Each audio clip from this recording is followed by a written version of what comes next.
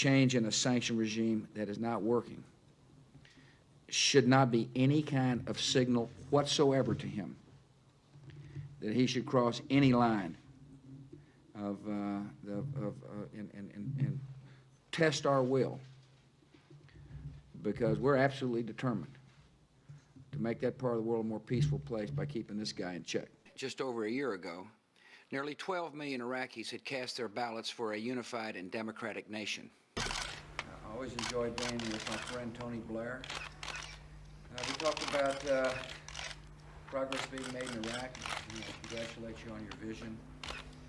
The Iraqis have defied the terrorists and showed the world they want to live in a free society, and we're there to help them achieve that. I'm looking forward to the NATO meeting today. NATO is a vital relationship for the United States and for Europe, and I'm looking forward to a meeting with the EU as well. And I said in my speech yesterday, a strong Europe is very important for the United States, and I really meant that. And, the Prime Minister is one of the strong leaders in Europe, and I'm really enjoying my relationship. Trying to do a tap dance on his political grave, aren't you? I mean, you don't understand how effective Blair is, I guess, because when we're in a room with world leaders and he speaks, people listen, and they view his opinion as considered and his judgment is sound. And I find it interesting, the first two questions are, is this the right guy? People admire him. Even if they may not agree with him 100%, they admire him a lot. And it's not just the American president who admires him. A lot of people admire him. And so he's effective. He's effective because he is, his recommendations to solve problems are sound. He's also effective because he is the kind of person who follows through. There's a lot of blowhards in the political process, a lot of hot air artists, people who've got something, fancy to say. Tony Blair is somebody who actually follows through with his convictions and therefore is admired in the international community. I met him, thought he's a good fellow. And, but my attitude is this, this man here's the Prime Minister, we got a lot of work to do till he finishes. He's going to sprint to the wire. But I like to say even tougher questions. Will I miss working with Tony Blair? You bet I will. Absolutely. Can I work with the next guy? Of course.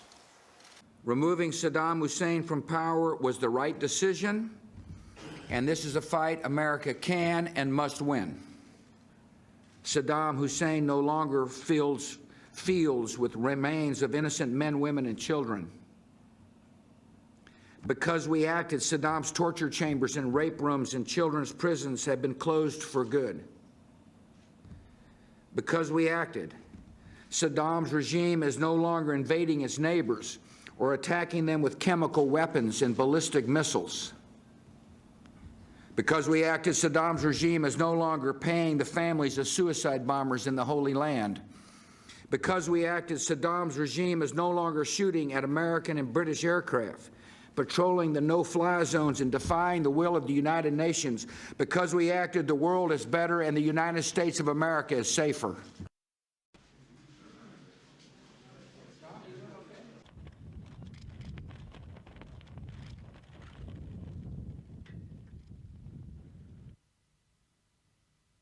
Exactly right.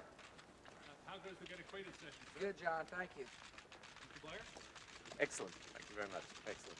What more does the President Bush need to do for Iran to believe that he fully supports our negotiations, Mr. Prime Minister?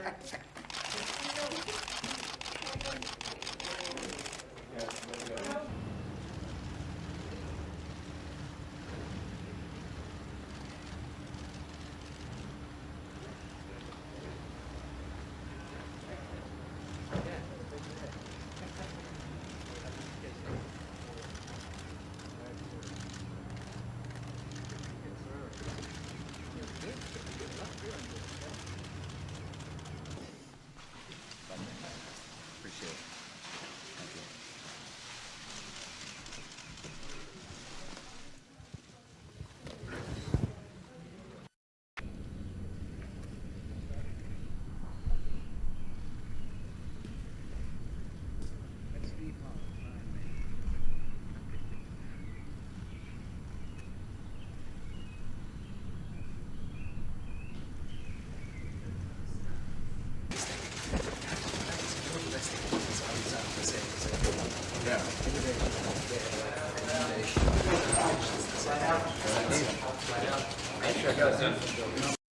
Thanks for coming. Appreciate you.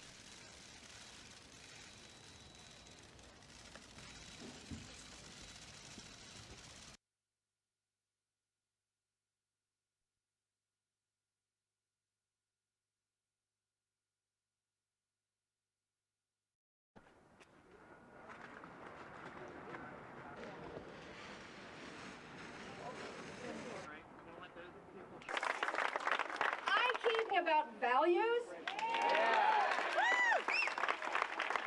Teach you something really quickly that will hopefully lift your spirits a little bit. These are some words from a congressman named John Duncan. We need someone to start asking the tough questions.